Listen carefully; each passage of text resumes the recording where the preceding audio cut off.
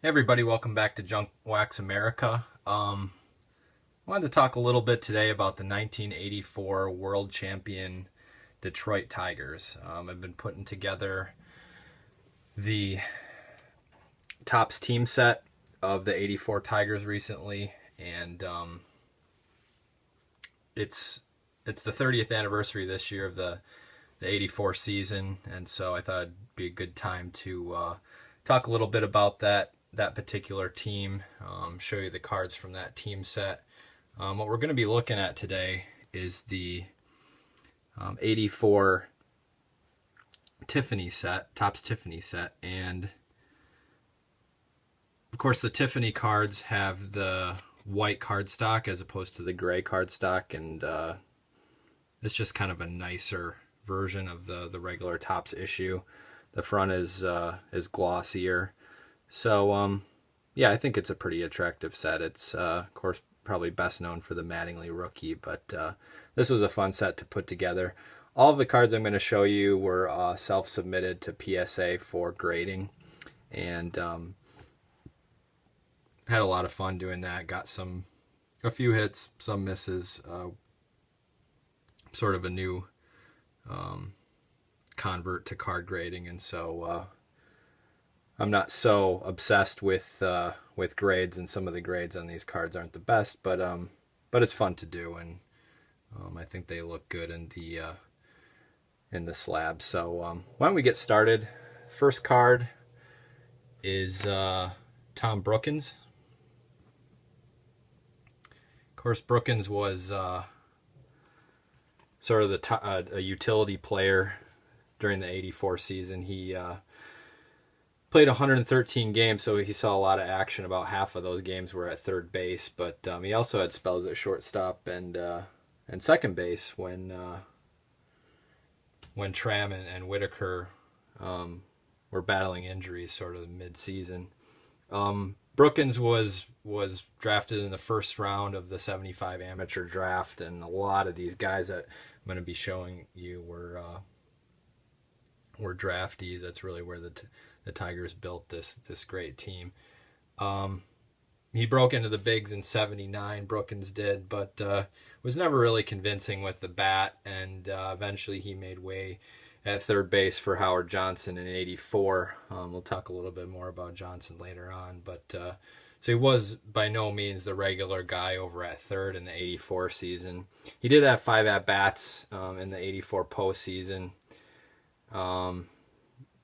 Went hitless, but he did appear in all 5 games of the World Series that year as a defensive sub.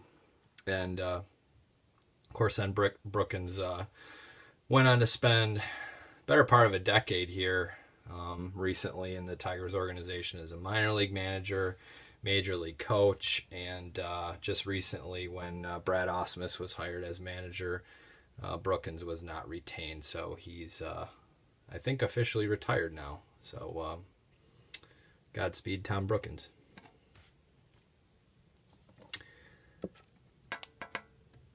Next up, we've got John Martin. Now, a lot of these, one of the fun things for me about this '84 team set was some of these guys who were really just at the periphery of the team. Leading up to the '84 season and even during the '84 season, it's been fun to sort of pull together their backstory. John Martin, certainly one of those guys. Actually a Michigan guy, Wyandotte native and an Eastern Michigan grad. The Tigers purchased him from the Cardinals mid-season in '83 in August, and he pitched 13 1/3 innings for the Tigers in '83 rather, and was just really had a poor run into the '83 season there with the Tigers. He had posted an ERA plus of 54, so really didn't add too much to the pen. They optioned him to Evansville sort of on the last day of spring training in '84, and I think that was sort of a telling move in terms of how they saw John Martin's future with the organization, because the Tigers were really desperate for left-handed pitching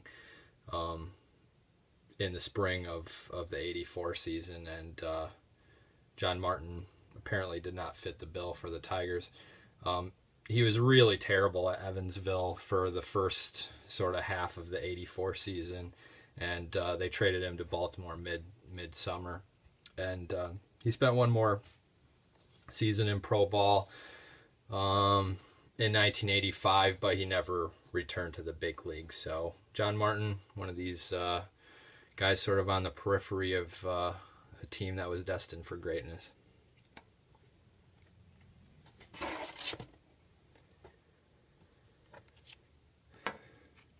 Next up is Johnny Grubb. Grubb was a guy who was really a key role player for the Tigers for 5 seasons. He featured in 86 games in '84 and was mainly a platoon guy against right-handed pitching and predominantly a DH. He's played about half his games at DH and the other half at the corner outfield positions. This guy in '84 was really an on-base machine. He posted a .395 on-base percentage, and so really was like I said before, a key part of the lineup, and really had an important role to play in the postseason as well. He had a 2-run double in the top of the 11th inning in Game 2 of the ALCS against Kansas City to win the game, and so little turning points like that certainly within a short series can make or break a season, and so like I said before, Johnny Grubb, really important part of this team. He actually retired a Tiger then. Funnily enough, he was his best seasons earlier in his career were with the Padres, who the Tigers, of course, faced in the '84 season. So it was something of a homecoming for him, and played out the rest of his career in Detroit, retiring after the '87 season, which was also a special one for the organization.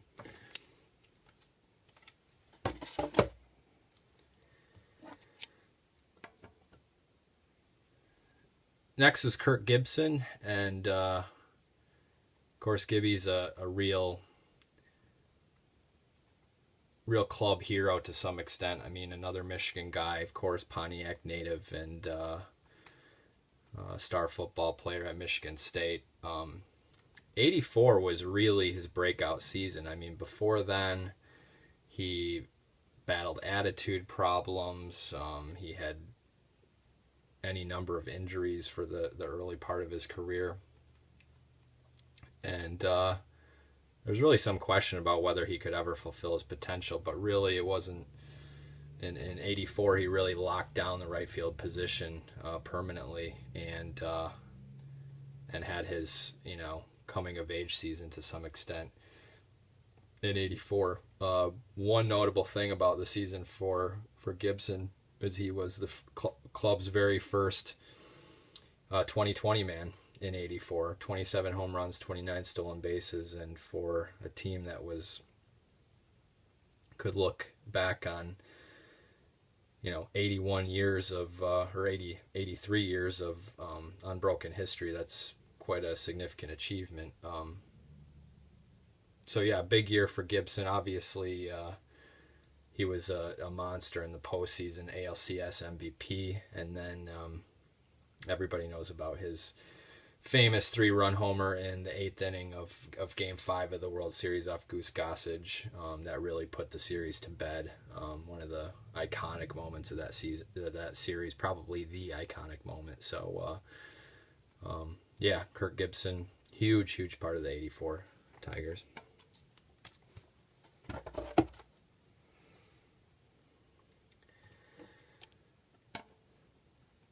Aurelio Lopez, Senior Smoke. I think this is really one of the underrated members of the '84 team.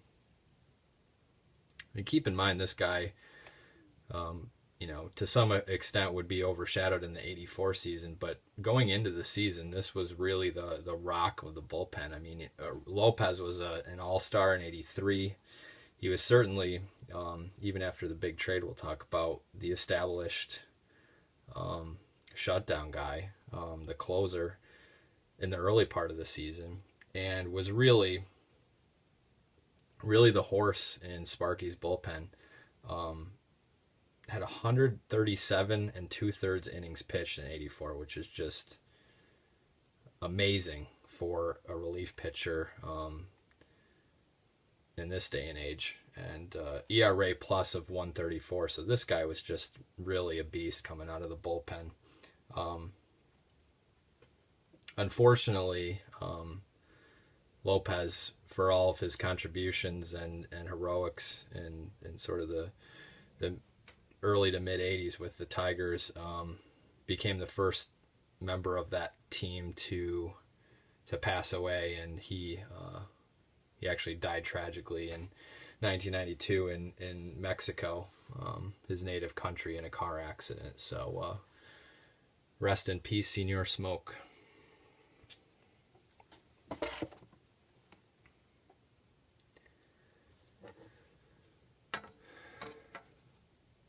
Next up is John Walkenfuss. This is another guy who really kind of a fascinating peripheral figure of the 84 team. Fuss was a really good hitter, a solid hitter, and was really a fan favorite for 10 seasons with the Tigers. I mean, this guy had been with the club for a long time. Played all over the infield and outfield in sort of the early 80s, so was very much a utility man, jack of all trades. And of course, he went into the 84 season as a member of the Tigers. He was in Lakeland with the team in March of 84, and a week before opening day, he was traded along with Glenn Wilson to the Phillies for Willie Hernandez and Dave Bergman. Really one of the famous trades in club history, and one that propelled them to the World Series. In hindsight, it was a trade you'd make 100 times out of 100, and really at the time, I think it was a trade that suited both clubs. But you really got a feel for a guy like Walkenfuss. I mean, like I said before, this was a club man, and he was in tears in the locker room in Lakeland in the clubhouse after the trade was announced. I mean, this guy really took it hard, and only spent two more seasons with the Phillies before retiring. So, your heart goes out to a guy like this who really loved the club and had to watch them go on to really make history in 84. But obviously, big part of the club's history, not just in the 70s and 80s, but certainly in 84 for those few weeks that he was with the team. He was that big bargaining chip and made all the difference.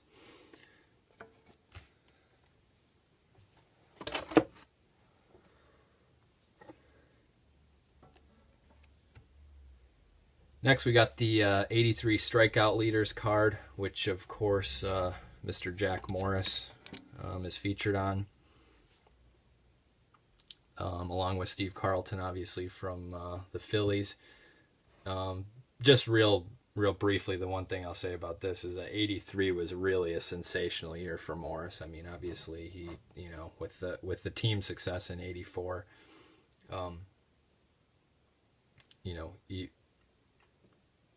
he certainly arrived on the national stage, not only with his gem against the White Sox, which we'll talk about, but obviously his postseason heroics. But really, 83 he was much better in 83, and in fact, you wouldn't even looking at his career with the Tigers, you wouldn't even call his 84 season one of that. You wouldn't even put it in the top half of all of his season-long performances with the Tigers out of 14 seasons. It really was kind of a mediocre year, but 83 set career highs in inning pitch, set career highs in strikeouts, and really was an outstanding year for Morris.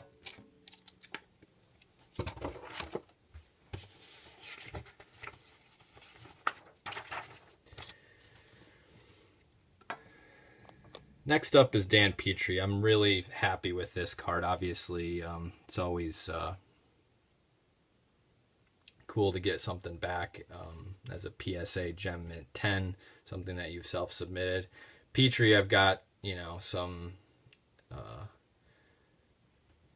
lot of sentimental value to me, just because when I think my very first pack of baseball cards in 1987 had a Dan Petrie card in it, and of course, I treasured the Tiger. I think I had Dan Petrie and Walt Terrell were my two Tigers in my very first pack of cards, so I treasured those two cards, and so it's pretty cool that my Petrie came back as a 10. This guy was really an unsung hero of the 84 staff. I mean, certainly Morris will get the plaudits from a historical perspective, but Petrie was really the workhorse of the staff, and really the best pitcher on the staff. He actually finished 5th in the Cy Young voting, so that tells you something there. He did take the only loss in the World Series that year. Of course, the famous Game 2 home run by Kurt Bavacqua was hit off Petrie, and that was a one game that the Tigers lost that series. But this guy was really hard worker, consummate professional. Sparky loved this guy and raved about him. His biggest influence, actually, Petrie's biggest influence was Jim Leland, of all people. He managed Petrie in Lakeland in 1977, and then again in Evansville in 1979. So big influence on Petrie's career. Actually, if you look all time Tigers pitchers, Petrie is a top 25 all-time pitcher with the club, going off of WAR, and so yeah, he's a really special and underrated arm within the organization. And then, of course, since his big league career, he's done some fill-in TV and radio work as a color commentator for the Tigers, and really done an outstanding job. I've always enjoyed his broadcasting work that he's done. So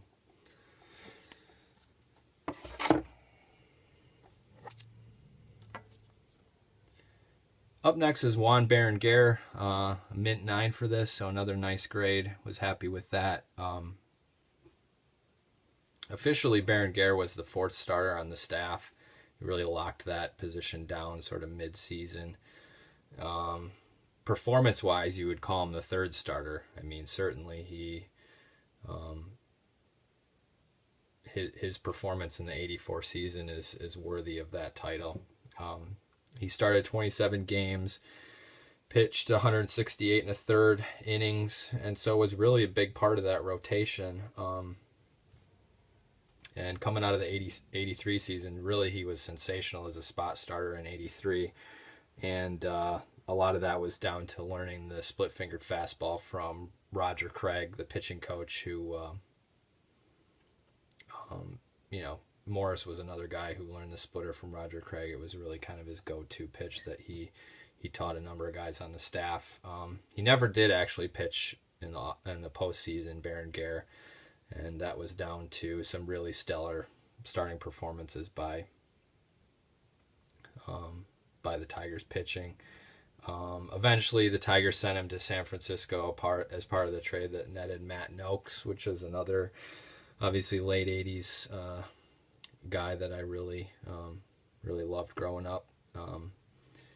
And actually, my grandparents met Berenguer, I think, in 1978 or 1987, 1988. When he was a member of the Twins, they used to spend winters out in Arizona and would go to spring training games. And I think that they got his autograph, and I still have it around in some old spring training Cactus League program. So anyway, Juan Berenguer, big part of that team.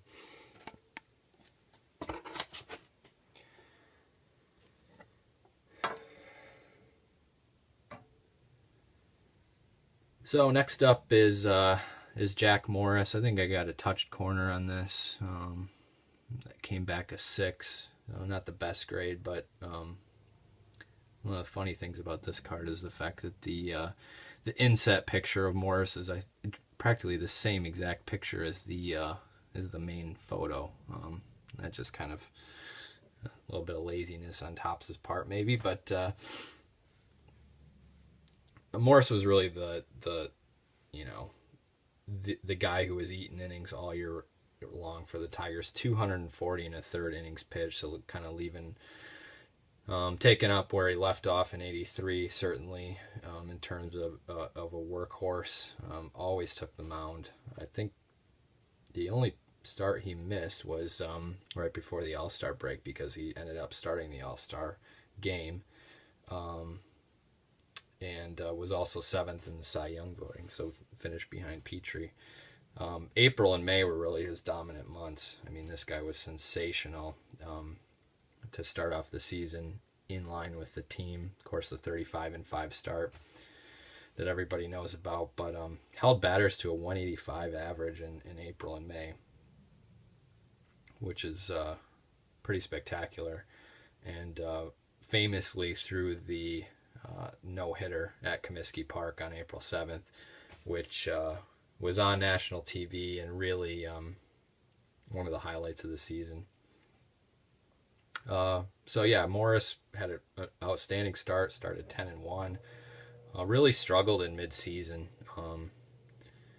and for a while there was actually refused to talk to the press. So he really had a hard time of it during the middle part of the year, but turned it on again in the postseason and was just incredible. I mean, he held Kansas City and San Diego to 5 earned runs over 25 innings pitched in the postseason. So it was really just awesome, and certainly one of the great all-time Tigers.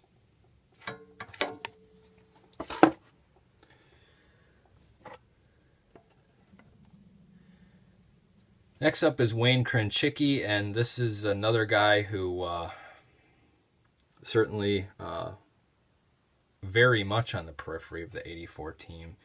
He's one of only 2 players in the '84 Topps team set that was actually a member of a different organization entirely on January 1st, 1984. In other words, this guy did not spend a single day of the calendar year 1984 as part of the Tigers organization, which means that this top set probably would have come out, at least the first series, sort of in like December of '83, maybe even November of '83. So put it out right after the season ended. He was traded to the Tigers in June of '83 to get some utility help. Howard Johnson was struggling. They sent Hojo down to Evansville, and so really Krenchicki was the Tigers' main third baseman down the stretch in '83, and it really was kind of a revolving door at third base for a while there in the early '80s, even into the mid '80s. But at the end of the day, Sparky really believed in Johnson, and so when Johnson came back up, he was really earmarked for the starting role in '84. And actually, the Reds purchased Krenchicki back from Detroit in November of '83. So that pins this. Pins the release of this card down to November of '83. So they put this out right after the season ended. And like I said before, not even seen as part of the Tigers roster at all in calendar year '84. Wayne Krenchicki.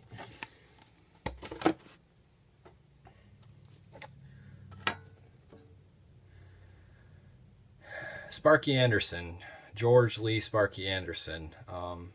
This guy is, it's hard to say that a guy could be underappreciated when he's the winningest manager in club history, but Sparky really is a club legend. I mean, it's hard to believe this given Jim Leyland's really long and successful run in Detroit, given the sort of shelf life of managers these days. But Sparky won almost twice as many games as in Detroit as Leland did. So that's pretty remarkable achievement. Of course, he's the first manager to win 2 World Series in both leagues, or I should say,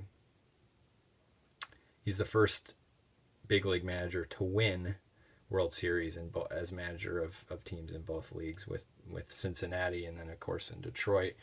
You gotta like the guy even before he joined the Tigers, because he beat the Red Sox and Yankees in the World Series in consecutive years in 75 and 76. So he was already a good guy, and probably a lot of the books of a lot of American League fans,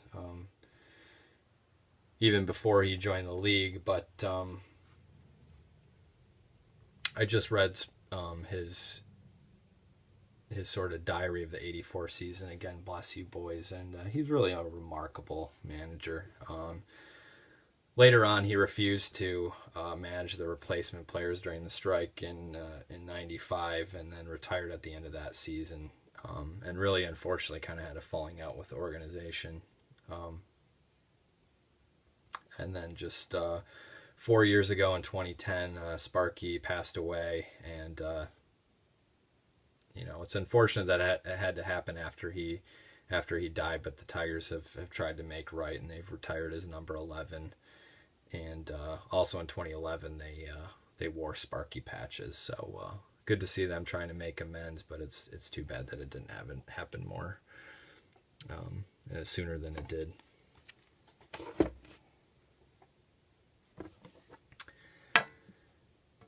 Last card of part 1. The other Gem Mint 10 that I got back from PSA, so real happy with this, is Howard Bailey. Again, another Michigan guy.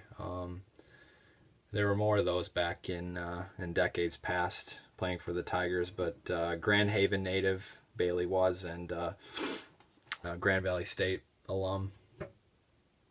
The Tigers signed him as an amateur free agent in 1978, and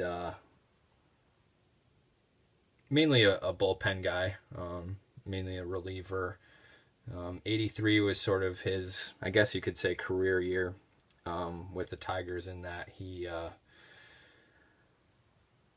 pitched 72 innings out of the bullpen, so really played a big part in the 83 season, but he was just god-awful down the stretch. I mean, he really struggled in August and September, and then he was optioned to Evansville on the last day of spring training again in 84, along with John Martin. So here's another left-handed reliever. Tigers desperate for left-handed relief out of the bullpen, and they send both Bailey and Martin down. So was not really a good omen for their futures in Detroit, certainly.